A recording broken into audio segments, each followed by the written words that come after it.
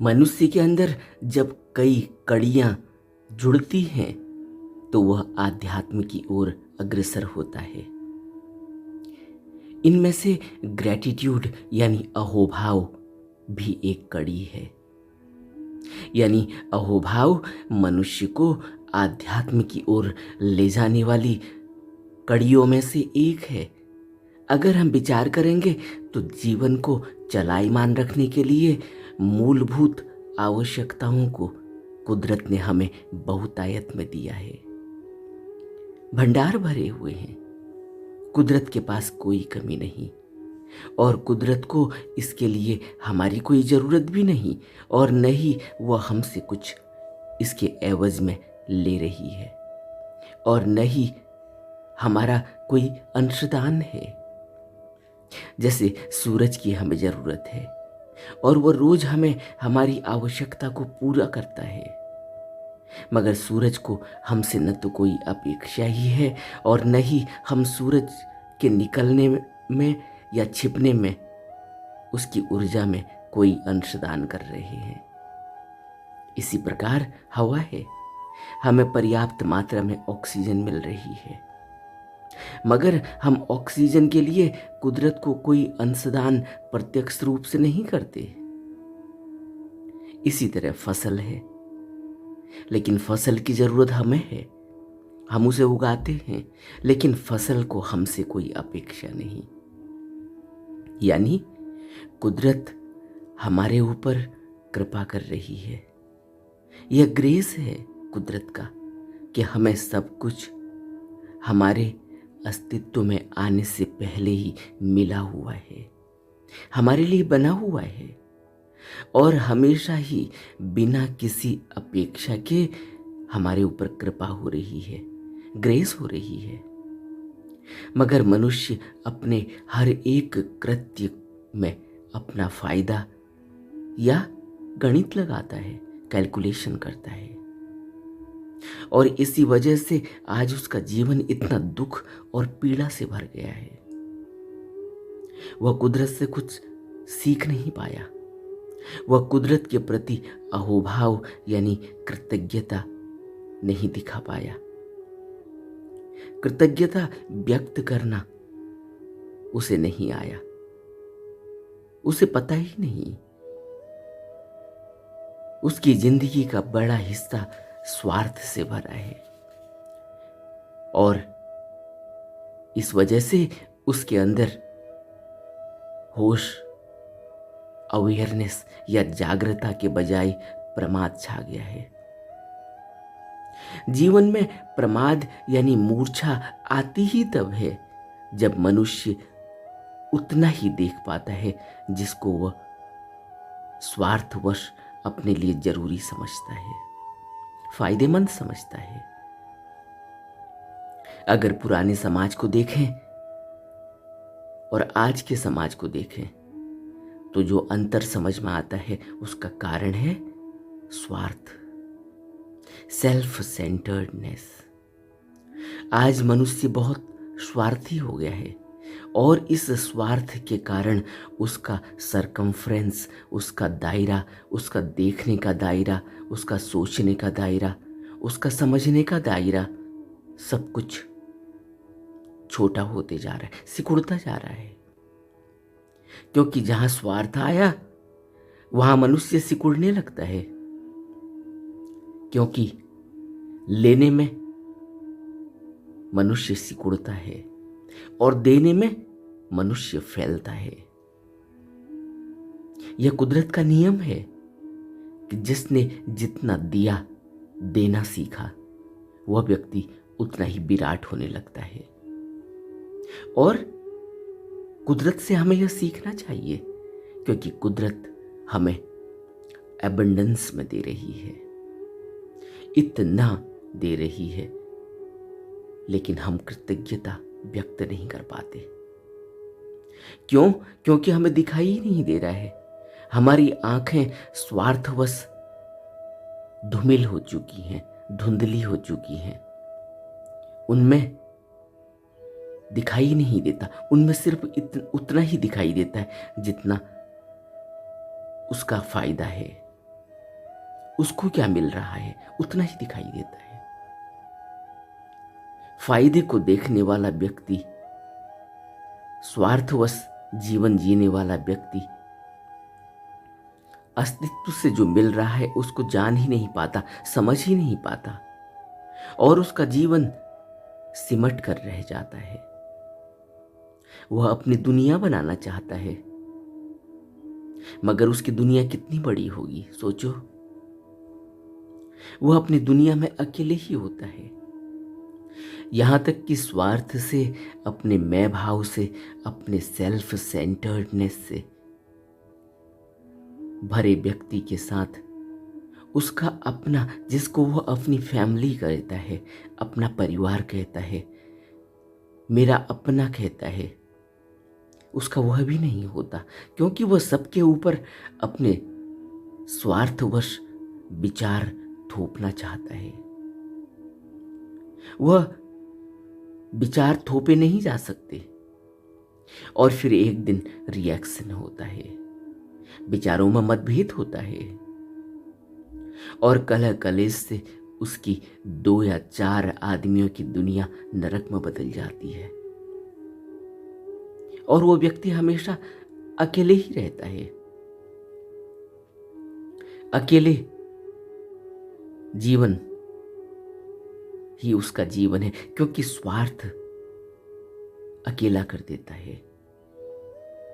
स्वार्थ का यह नियम है, स्वार्थ शब्द ही ऐसा है, वो सिर्फ अपनी तरफ, अपने फायदे के लिए काम करता है।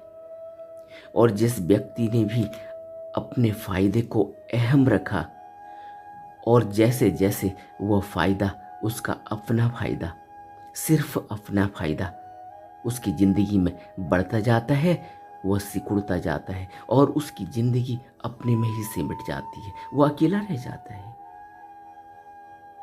आज नहीं तो कल यह होना ही है। और जीवन का एक पड़ाव आता है जब वो व्यक्ति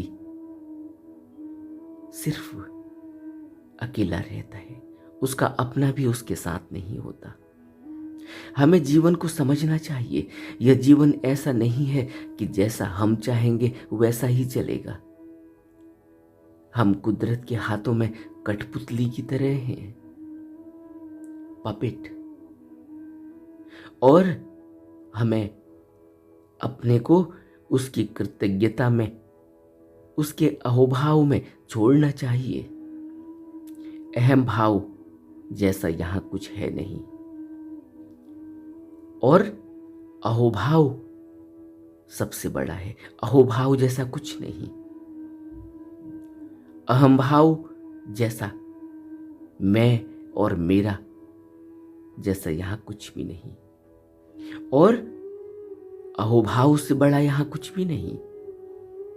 लेकिन हर जगह, हर कृत्य पर अपनी छाप लगाने की आदत हमें दुख में डाल देती है। हमें गहरे में इस बात पर विचार करना होगा अगर हम अपने जीवन को बदलना चाहते हैं। बुद्ध कहते हैं, हम जो कुछ भी हैं वह हमारे विचारों का परिणाम है। हमारी प्रवृत्तियों का आधार मन है, और वह प्रवृत्तियां मन से ही बनी हैं। यदि कोई दूषित विचारों से वचन बोलता है या कर्म करता है, तो दुख उसका उसी प्रकार अनुसरण करता है जिस प्रकार बैलगाड़ी का पहिया बैल के पैरों का अनुसरण करता है। दुख अनुसरण करता है। दुख अनुसरण इसलिए करता है क्योंकि हमारे विचार दूषित हैं। हमने सिर्फ अपने बारे में सोचा, हमने उन विचारों को महत्ता दी जिन विचारों से हमारा जीवन कहीं जाता नहीं, हमारे ही इर्द गिर्द घूमता है। और हम क्या हैं? हम कुछ भी नहीं। हम कहीं किसी से जुड़े हुए हैं, अस्तित्व से जुड़े हुए हैं, और अस्तित्व के बिना हम कुछ हो नहीं सकते, और यह पूरा जगत अस्तित्व से जुड़ा हुआ है। और जो व्यक्ति अस्तित्व से जुड़ा हुआ है, जिस व्यक्ति ने गहरे में अहोभाव से इसको समझा, उस व्यक्ति के अंदर दूषित विचार पैदा नहीं होते, क्योंकि दूषित विचार आते ही तब हैं जब वह सिर्फ अपने तक सिमट जाता है, सिर्फ अपने तक। अपने को वह सर्वोच्च समझने लगता है, अपने को बनाने की कोशिश करता है। हम कुदरत को दरकिनार करके, हम इस दुनिया को दरकिनार करके अपनी दुनिया नहीं बना सकते। हम इस दुनिया के साथ मिलकर अपनी दुनिया तो बना सकते हैं, और हमारी दुनिया कोई अलग दुनिया नहीं होती। हमारी दुनिया इस दुनिया से ही जुड़ी हुई होती है। अगर हमने यह सोचा कि हमारी दुनिया अलग होगी, हमारी कोई अलग दुनिया नहीं होगी। हम पल पल, क्षण क्षण इस कुदरत से जुड़े हुए हैं। हर व्यक्ति की सांस हमारी सांस बन रही है। हर व्यक्ति के अंदर से निकली हुई ऊर्जा, हर व्यक्ति की ऊर्जा हमें आच्छादित कर रही है, हमें प्रभावित कर रही है। यह कुदरत और यह कुदरत का हर जीव हमसे जुड़ा हुआ है और हम उससे जुड़े हुए हैं।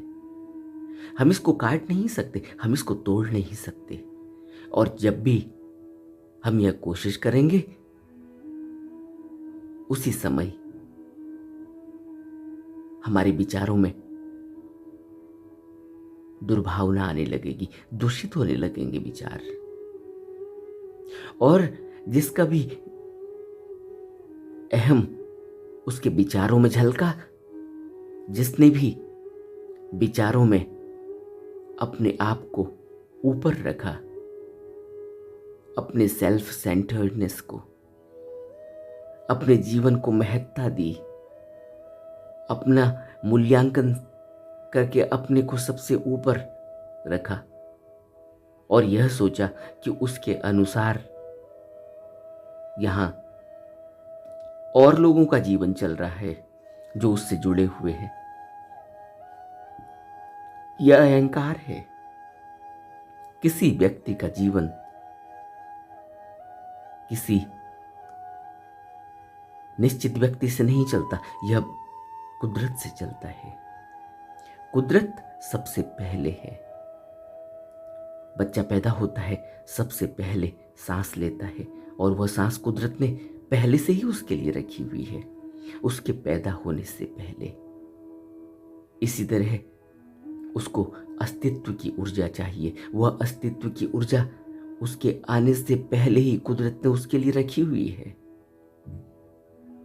उसको पानी चाहिए, उसको माँ का दूध चाहिए, उसको माँ का प्यार चाहिए, लाड़ चाहिए, उसको बाप की संभाल चाहिए। सब उसको पहले से ही कुदरत ने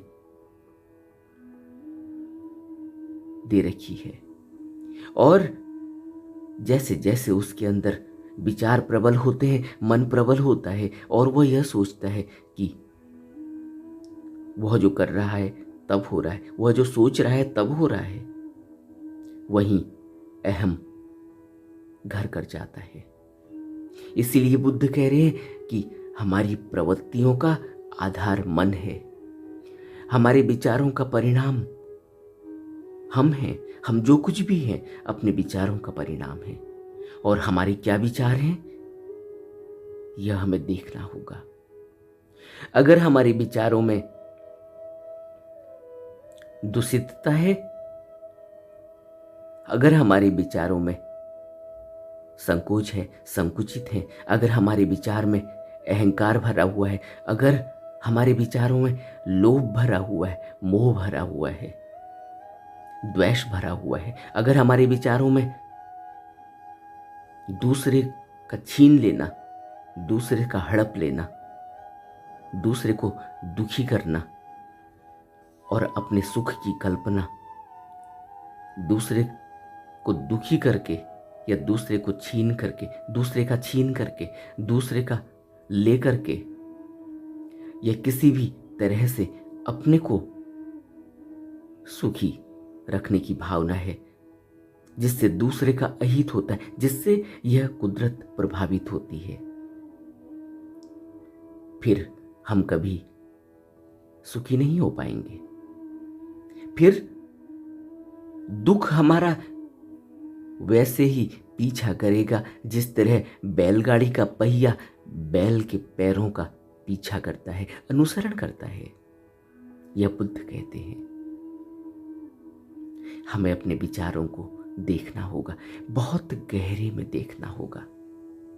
हर विचार को पकड़ने की कोशिश करनी होगी कि यह विचार आता कहां से है, और इसके लिए हमें अभ्यास करना होगा। अभ्यास का अर्थ है ध्यान। हमें ध्यान में उतरना होगा, हमें अपना अवलोकन करना होगा, हमें अपनी तरफ देखना होगा। ध्यान में हम बाहर नहीं देखते, ध्यान में हम अपनी तरफ देखते हैं। और जिस व्यक्ति को भी ध्यान का रस आया, जिस व्यक्ति ने भी ध्यान में डुबकी लगाई, उस व्यक्ति को अपना पूरा जीवन दिखाई देता है। उस व्यक्ति को अपना पूरा मन दिखाई देता है, उस व्यक्ति को अपने पूरे विचार दिखाई देते हैं, उस व्यक्ति को अपना व्यक्तित्व दिखाई देने लगता है कि वह किस प्रकार का व्यक्ति है, किस प्रकार से वह बना है, और किसी और ने उसे नहीं बनाया। लगता तो है कि माँ बाप ने पैदा किया, माँ बाप ने बनाया, लगता तो है कि किसी कुदरत ने हमें बनाया, ठीक लगता है, लेकिन हमने अपना निर्माण किया है। मन के जरिए निर्माण होता है। यही तो बुद्ध कह रहे हैं कि हम जो हैं अपने विचारों का परिणाम है। हमारे विचार जैसे होंगे हम वैसे ही सेफ लेने लगेंगे। एक सेफ हमारी बनने लगेगी, एक व्यक्तित्व हमारा बनने लगेगा, एक व्यवस्था हमारी बनने लगेगी, हमारा निर्माण होने लगेगा। हम ही अपने निर्माण करता है, जिसको बुद्ध ने कहा अत्तो ही अत्तनो नाथो। हम ही अपने स्वामी हैं। कोई हमें निर्मित नहीं करता, हम ही अपने को निर्मित करते हैं। और हम अपने को निर्मित कैसे करते हैं? हम क्या देख रहे हैं, इससे प्रभाव पड़ता है। हम क्या सोच रहे हैं, इससे प्रभाव पड़ता है। हम अपने जीवन को कैसे जी रहे हैं, इससे प्रभाव पड़ता है। हमारा हर कृत्य, हमारा हर कदम जीवन में किस तरफ उठ रहा है, हमारा लक्ष्य क्या है, हम क्या कर रहे हैं, क्या करना चाहते हैं, हमारी सोचने की आदत कैसी है, हम क्या सोच रहे हैं, हमारी प्रवृत्ति कैसी है। और प्रवृत्ति कहां से? प्रवृत्ति का आधार मन है। और मन कैसे बनता है? मन बनता है जो हम बाहर से देखते हैं, उसको अपनी जिंदगी में उतारते हैं, उससे मन बनता है। मन एक बर्तन है, एक कंटेंट है, एक कंटेनर है, एक बहुत बड़ा कंटेनर जिसमें हम सब कुछ डालते हैं।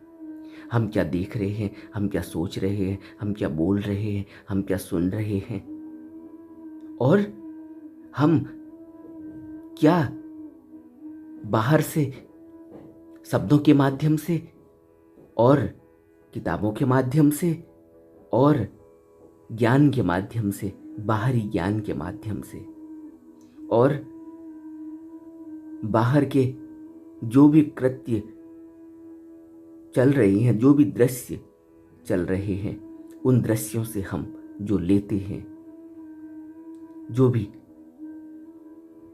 हम इनपुट लेते हैं, जो भी हम रॉ मटेरियल लेते हैं, जो भी हम अपने अंदर डाल रहे हैं, इससे ही हम बनते हैं। और आज तो मनुष्य का व्यक्तित्व, आज तो मनुष्य को पता ही नहीं चलता वो क्या ले रहा है। सोचो, मोबाइल पर किस तरह से इंसान रील्स देख रहा है, सोशल मीडिया में इतना ग्रसित है, उसे पता ही नहीं क्या लेना है और क्या नहीं लेना है। वो सोचता है इससे क्या फर्क पड़ता है। और जब रात में वह दृश्य सपनों में आते हैं, जब सपना आता है उन्हीं दृश्यों का अलग अलग रूपों में, क्योंकि मन तो इमेजिन करता है, कट एंड पेस्ट।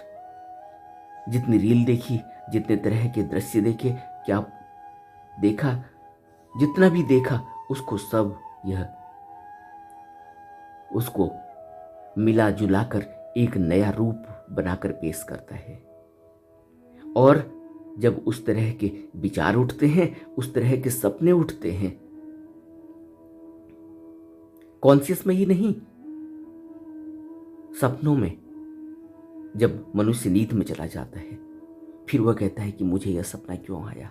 उसे पता ही नहीं कि वह क्या डाल रहा है।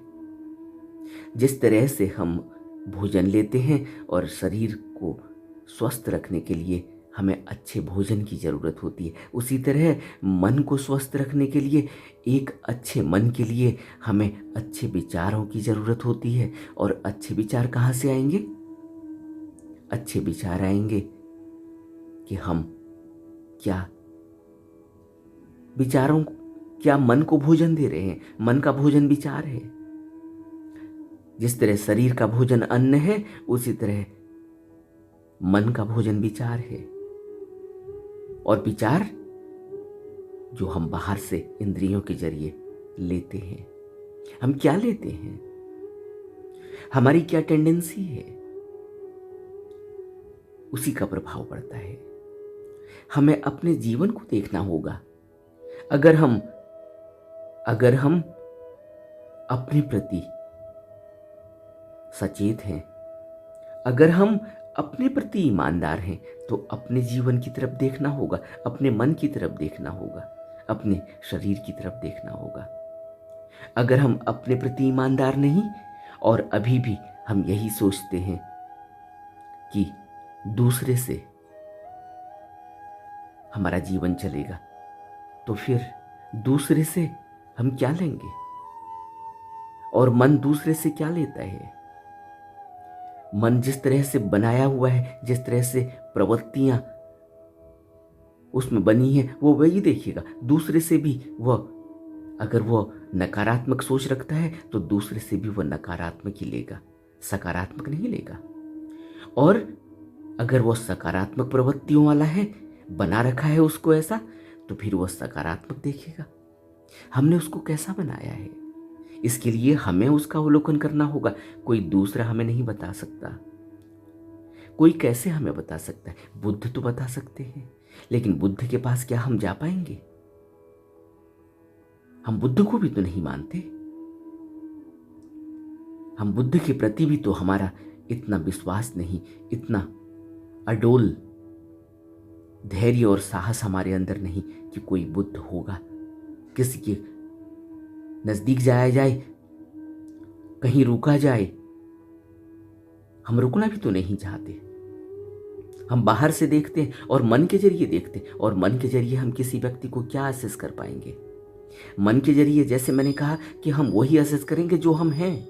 अगर हम नकारात्मक सोच वाले व्यक्ति हैं और नकारात्मक और सिर्फ अपने सेल्फ सेंटर्डनेस से देखते हैं, तो फिर हम क्या देख पाएंगे? हम वही देखेंगे जिससे हमें फायदा होगा, हम वही देखेंगे जो नकारात्मक होगा। और सकारात्मकता से अगर हम भरे हुए हैं, अगर हमारी सोच सकारात्मक है, अगर हमारी प्रवृत्तियां सकारात्मक हैं, अगर हमारा मन सकारात्मक प्रवृत्तियों वाला है, अगर हमने उसको वैसा बनाया हुआ है, तभी हम सकारात्मक ही देखेंगे और सकारात्मक ही लेंगे। यह दुनिया में सब कुछ है, यहां पूरा सब कुछ अबंडेंस में है, किसी चीज की कोई कमी नहीं। कुदरत ने हमारे पैदा होने से पहले यहां सब कुछ हमारे लिए रखा ही हुआ है, बनाया हुआ है। सब कुछ अबंडेंस में है, और कुछ नकारात्मक या कुछ सकारात्मक जैसा नहीं। हमारी सोच, हमारे देखने का तरीका नकारात्मक और सकारात्मक है। जरूरत है इसलिए वैसा बनाया हुआ है, लेकिन हम उसको नकारात्मक दृष्टि से देखते हैं। हम जहर को नकारात्मक दृष्टि से देखते हैं। हम जिस व्यक्ति से हमें, जिस वस्तु से हमें, जिस दृश्य से हमें डर लगता है, उसको हम नकारात्मक दृष्टि से देखते हैं, लेकिन उसकी जरूरत है, वह इसलिए बनाया हुआ है और कुदरत ने बनाया हुआ है। हम उसको चैलेंज नहीं कर सकते कि क्यों बनाया हुआ है।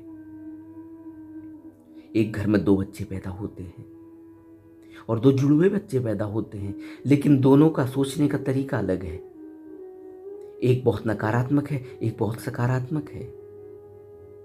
एक बहुत वायलेंट है, मारपीट करता है, और एक दूसरा बिल्कुल शेयरिंग है, केयरिंग है, सर्विंग है। तो क्या हम कहेंगे कि कुदरत ने गलत किया? एक ही मां से 2 बच्चे पैदा होते हैं घर में, और देखो दोनों की सोच अलग है, दोनों का व्यक्तित्व अलग है, दोनों का नजरिया अलग है। तो क्या हम यह कहेंगे कि एक गलत है और एक ठीक है, कुदरत ने नहीं बनाना चाहिए था? हम क्या कुदरत को चैलेंज कर सकते हैं? हमें अपनी तरफ देखना होगा, हमें अपने जीवन को गहरे में अवलोकन करना होगा, हमें अपने को ठीक करना होगा। और जैसे ही हम अपने को उस लयबद्धता में, उस कुदरत के साथ लयबद्धता में रखेंगे, और जैसे ही हम लयबद्ध होंगे, उसी तरह लयबद्ध जिस तरह एक बच्चा बाहर आते ही अपनी मां से जुड़ा हुआ है और उसके अंदर वो लयबद्धता है, वो कुदरत से जुड़ा हुआ है। यही कुदरत के साथ लयबद्धता हमें अब होश से करनी होगी। उस समय बच्चे के अंदर मन जागृत अवस्था में नहीं है, लेकिन अब हम जागृत अवस्था में, हमारा मन जागृत अवस्था में है। अगर हम मानते हैं, हालांकि हम अभी भी मूर्छित ही हैं, लेकिन अगर हम अपने ऊपर ध्यान देंगे, अपने विवेक और प्रज्ञा को जगाने की कोशिश करेंगे, तर्क से, बुद्धि से, सोच से, समझ से, थोड़ा रुक कर, थोड़ा ठहर कर, दृढ़ संकल्प से और सम्यक दृष्टि से, जब हमारे अंदर एक गहन विचार पैदा होगा, विवेक जागृत होगा, तब हम देख पाएंगे अपने को, और तब हम अपने को ठीक कर पाएंगे। बुद्ध जब सिद्धार्थ गौतम थे तो अपने को ठीक करने के लिए निकले थे, तब वो दुनिया को देखने के लिए नहीं निकले, दुनिया को ठीक करने के लिए नहीं निकले, अपने को ठीक करने के लिए निकले थे। और उन्होंने इसके लिए 8 साल तपस्या करी, यह इतिहास कहता है। और उन्होंने अपना अवलोकन किया, अपने को देखा, और आज हम उनकी वाणी, उनके विचार, उनके उपदेश पढ़ते हैं। यह उन्हीं का उपदेश है जो वो कह रहे हैं कि हम जो भी हैं अपने विचारों का परिणाम है, और हमारी प्रवृत्तियों का आधार मन है, यह मन से बनी है। यानी हमें अपने को देखना होगा, अपने विचारों को देखना होगा, अपने ही मन को देखना होगा। यही सिद्धार्थ गौतम ने किया। अपने को देखने के लिए वो एकांत में गए। और हम दुनिया को देखना चाहते हैं, हम दुनिया के लिए भला बुरा कहना चाहते हैं। हम दुनिया ने क्या किया, दुनिया क्या अच्छा कर रही है, क्या बुरा कर रही है, हम कौन हैं? हम कौन हैं यह तराजू लेकर तोलने वाले कि कौन अच्छा कर रहा है कौन बुरा कर रहा है। बेहतर यही है कि हम अपने को देखें। और हम क्या देख पाएंगे? दूसरे के भले कृत्य को और दूसरे के बुरे के कृत्य को। हम तो वही देखेंगे जो चश्मा हमने लगाया हुआ है। अगर हमने काला चश्मा लगाया हुआ है तो हमें काला दिखाई देगा, और अगर हमने हरा चश्मा पहना हुआ है तो हमें हरा दिखाई देगा। हम क्या देख पाएंगे? हम तब तक नहीं देख सकते जब तक हम बुद्धत्व को प्राप्त नहीं हो जाते। अगर हम बाहर देखना चाहते हैं, मैं उसकी बात कर रहा हूं, बुद्ध देख लेते हैं दूसरे को, उनके पास वो चश्मा है, वह ट्रांसपेरेंट चश्मा जिससे वो दूसरे के अंदर उतर कर उसको देख लेते हैं कि कितनी मैल लगी हुई है, कितना साफ है, मन का क्या रूप है। हम नहीं देख सकते। हम जिसको कहते हैं कि वह गलत कर रहा है, वो गलत, बाद में मालूम पड़ता है कि वो तो सही था, हमारे देखने का नजरिया ही गलत था। हम क्या देख पाएंगे अभी? इसलिए हम नहीं देख पाएंगे। तो बेहतर यही है कि हम अपनी प्रवृत्तियों को देखें, अपने मन को देखें। यही बुद्ध कह रहे हैं। बुद्ध की पूरी शिक्षा यहीं से शुरू होती है कि अपने मन को देखो। तभी तो वो कहते हैं कि मैं मनोचिकित्सक हूं और मन की बात करता हूं, मन की शुद्धता की बात करता हूं। और जब जिस दिन भी जिस व्यक्ति ने अपने मन को शुद्ध कर लिया, साफ कर लिया, वह मनोचिकित्सक की बातों को उसने अपने अंदर उतारा, उस मनोचिकित्सक ने जो दवा दी उसका प्रयोग किया, तो वह पाएगा कि उसका मन स्वस्थ हो गया है। और जैसे ही मन स्वस्थ होता है तब वो देख पाता है बाहर, तब वो देख पाता है जो जैसा है वो वैसा ही दिखाई देता है, वह फिर अलग नहीं दिखाई देता। जब मैं कुदरत से जुड़ूंगा, जब मैं बुद्ध से जुड़ूंगा, क्योंकि बुद्ध तो कुदरत से जुड़े हुए हैं, और जब मैं बुद्ध से जुड़ूंगा, कुदरत से जुड़ूंगा, तो मैं भी कुदरत को वैसे ही देखूंगा जैसे वो है। तब मैं सूरज को वैसे ही देखूंगा जैसे सूरज है, तब मैं हवा को वैसे ही देखूंगा जैसे हवा है। आज मुझे हवा नहीं दिखाई दे रही, आज मुझे हवा का सिर्फ वह रूप दिखाई दे रहा है जिससे मुझे फायदा होता है, बस। बाकी क्या लेना देना, फैलाते रहो पॉल्यूशन। आज मुझे सूरज का वह रूप नहीं दिखाई दे रहा है जो सूरज है, आज मुझे सूरज उतना ही दिखाई देता है जितना मुझे जरूरत है, बाकी मुझे क्या लेना देना। और यही सेल्फ सेंटर्डनेस मुझे कुदरत से तोड़ रही है। मैं टूट चुका हूं, और इस टूटे हुए अवस्था को दोबारा से इसको जोड़ने के लिए मुझे ध्यान की जरूरत है, मुझे अपने अवलोकन की जरूरत है। इसीलिए तो मैं इस मार्ग पर चला हूं कि मुझे ध्यान के जरिए दोबारा से अपने को अलाइन करना है, अपने को एक अलाइनमेंट में फिर से जोड़ना है। मुझे वैसा ही होना है जैसा मैं था, जैसा मुझे कुदरत ने बनाया था। सोचो मैं आज कहाँ हूं और कुदरत आज कहाँ है। जो मैं सोचता हूं, क्या मैं कह सकता हूं कि मैं कुदरत से जुड़ा हुआ हूं? अपने आप से पूछना होगा। मेरे को बताने की जरूरत नहीं, या बुद्ध को भी बताने की जरूरत नहीं। अपने अंदर अपने से पूछना होगा, क्या मैं वही हूं? क्या मैं जो सोचता हूं वह अलग, और जो मैं होना चाहता हूं वह अलग नहीं है? क्या मैं दो नहीं हूं अपने अंदर, और जबकि मुझे तो एक होना चाहिए? फिर मैं दो क्यों हूं? और दो ही नहीं, मैं कितना हूं? मैं कितने रूपों में अंदर हूं? अपने अहम भाव में, अपने अहंकार में मैं कैसा हूं? अपने क्रोध में मैं कैसा हूं? अपने द्वेष में मैं कैसा हूं? और जब मैं सत्संग में हूं, सत्संगति में हूं, बुद्ध का संग साथ करता हूं, जब मैं ध्यान में हूं, तब मैं कैसा हूं? मेरे कितने रूप हैं? यह मुझे अपनी तरफ देखना होगा। मैं टूटा हूं, मैं गलत हूं, मैं अहम से भरा हूं,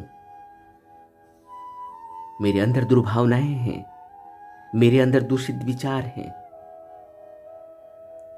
और मैं कितनी जल्दी दूसरे के चैनल में जाके कमेंट कर देता हूँ। मैं कितनी जल्दी दूसरे के अपीयरेंस से उससे क्या बोल देता हूँ मुझे खुद ही पता नहीं चलता। और यह कभी नहीं सोचना चाहिए कि वो दूसरा व्यक्ति मूर्ख है, बल्कि मूर्ख हम हैं। वह दूसरा व्यक्ति आपके द्वारा लिखे हुए शब्द से आपके मन की स्थिति को पकड़ सकता है, जान सकता है। क्यों? क्योंकि वो ध्यान कर रहा है, वो बुद्ध से अलाइंड है, अपने से अलाइंड है, कुदरत से अलाइंड है।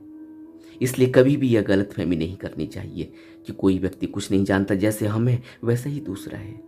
यही तो बुद्ध कह रहे हैं ना कि अगर मैं अस्वस्थ हूं तो मुझे यही लगता है कि सब ऐसे ही होंगे। और बुद्ध क्या कहते हैं कि मैं एक मनोचिकित्सक हूं, और अगर कोई व्यक्ति बीमार है तो मैं उसको चिकित्सा देने के लिए हूं। मैं उसको स्वस्थ मनुष्य कैसे होता है, स्वस्थता क्या होती है, स्वास्थ्य क्या होता है, इस बारे में लेक्चर देने के लिए नहीं हूं। इससे उसका भला नहीं होगा। उसका भला होगा जब उसकी अस्वस्थता ठीक हो जाएगी, जब उसकी बीमारी ठीक हो जाएगी। फिर वो खुद ही देखेगा कि स्वास्थ्य क्या होता है, फिर उसको बताने की जरूरत नहीं। इसीलिए अगर हम किसी से कोई अपशब्द बोलते हैं, किसी से कुछ भी बोल देते हैं, कहीं कुछ भी लिख देते हैं, तो यह नहीं सोचना चाहिए कि दूसरा व्यक्ति नहीं समझ रहा है। अगर दूसरा व्यक्ति, जैसे उदाहरण के लिए लें कि हम स्पिरिचुअल चैनल देखते हैं, सोशल मीडिया में, यूट्यूब में देख रहे हैं या कहीं और देख रहे हैं, और स्पिरिचुअली अलाइंड होना चाहते हैं, तभी तो स्पिरिचुअल चैनल देख रहे हैं। नहीं तो हमें क्या ज़रूरत है इन चैनलों को, आध्यात्म के चैनलों को देखने की। यहाँ तो सब कुछ रखा हुआ है, यूट्यूब में सब कुछ है। आप उसमें पोर्न भी देख सकते हैं, आप उसमें स्पिरिचुअल भी देख सकते हैं, आप उसमें किचन में क्या बन रहा है वो भी देख सकते हैं, आप उसमें क्या पहनना है, क्या खाना है, कैसे लाइफस्टाइल जीनी है वो भी देख सकते हैं। आप उसमें शिक्षा भी ग्रहण कर सकते हैं उससे, आप कोई और भाषाएं भी सीख सकते हैं। सब कुछ है उसमें, सब कुछ है, जो चाहिए बटन दबाओ सब मिलेगा। और हम स्पिरिचुअल आध्यात्म में कहीं ना कहीं तो हमारा झुकाव है, तभी तो हम आध्यात्म के इन चैनलों को देख रहे हैं, तभी तो आप मुझे सुन पा रहे हैं। लेकिन जब कोई व्यक्ति कुछ उसमें कमेंट करता है तो यह नहीं सोचना चाहिए कि दूसरा व्यक्ति भी उसी की तरह होगा, अस्वस्थ या स्वस्थ। हम क्या लिख रहे हैं और हम क्या अपने विचार व्यक्त कर रहे हैं उन कमेंट्स के माध्यम से, दूसरा व्यक्ति आपके हर शब्द से आपके मन को और आपके जीवन को बहुत अच्छे तरीके से समझ रहा है। अगर वो ध्यान करता है, अगर वो अलाइंड है, अगर वो स्पिरिचुअली अपलिफ्ट है, तो कुछ भी बोलने से, कुछ भी लिख देने से बेहतर है कि अपने अंदर अवलोकन किया जाए। और अगर हम वाकई में स्पिरिचुअली अलाइंड होना चाहते हैं, अपलिफ्ट होना चाहते हैं, बेटर होना चाहते हैं, अपने आप को जानना चाहते हैं, इस कुदरत को जानना चाहते हैं, बुद्ध को जानना और समझना चाहते हैं, तो बेहतर यही है कि अपनी कमियों को देख के उनको दूर किया जाए, अभ्यास किया जाए, ध्यान किया जाए, ज़्यादा से ज़्यादा अपनी संभाल की जाए, अपने को बेहतर करने का प्रयास किया जाए, बजाय इसके कि दूसरे को समझाने की कोशिश करना, दूसरे को बताने की कोशिश करना, जबकि मैं नहीं जानता। तब नहीं करना चाहिए। जितना मैं जानता हूं उतना करना चाहिए। और ध्यान से ही जो कुछ भी मिलेगा वो ध्यान से मिलेगा। जो कुछ भी मिलेगा वो हमारा कितना एफर्ट है, हमारा कितना अभ्यास है, उसी से मिलने वाला है। और किसी भी चीज से नहीं मिलेगा, मिलेगा ध्यान से ही मिलेगा, अपने अवलोकन से, अपनी तरफ देखने से। नहीं तो नहीं मिलेगा। बुद्ध के पास बैठकर भी लोगों को नहीं मिला। कल हमने एक गाथा सुनी थी, बुद्ध का सारथी जो बचपन से उनको देख रहा है, जो राजमहल में रहता है सारथी है, लेकिन उसकी प्रवृत्ति इस तरह से, उसके मन की प्रवृत्ति इस तरह से बनी है, वो बुद्ध को देख ही नहीं सकता। वो देख ही नहीं सकता। क्यों? क्योंकि उसे तो यही लग रहा है कि अरे मैं तो इनको तब से जानता हूं जब ये लंगोटी में घूमते थे, बिल्कुल बच्चे थे, इनकी देख रेख की जाती थी, इनको घुमाने ले जाया जाता था, अंगुली पकड़ के चलाया जाता था। वो यही सोच रहा है अभी भी। उसे कुछ नजर ही नहीं आ रहा कि सिद्धार्थ बुद्ध बन गए। उसे कुछ नजर ही नहीं आ रहा, उससे कुछ उसके अंदर सूझ ही नहीं रहा। क्यों? क्योंकि वो कुछ कर ही नहीं रहा है। वो अपना भला नहीं कर रहा है। अपना भला करने के लिए तो अभ्यास करना होगा ना। सारीपुत्त अभ्यास करते हैं, मोदगल्लान अभ्यास करते हैं, आनंद अभ्यास करते हैं, महाकाश्यप अभ्यास करते हैं, नंद अभ्यास करते हैं, राहुल अभ्यास करते हैं। इसलिए वो अग्रणी शिष्यों में है। उन्होंने अहरत्व को पाया है, इसलिए वो बुद्ध के आगे नतमस्तक है। एक शब्द भी नहीं बोलते, नतमस्तक है।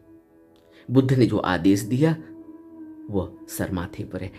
उनको अपनी तरफ से कुछ नहीं जोड़ना, उन्होंने अपनी तरफ से कुछ पूछना भी नहीं। और यह सारथी यह सोचता है कि यह तो बुद्ध को जानता है, बुद्ध को हम जानेंगे ऐसे बिना अभ्यास किए।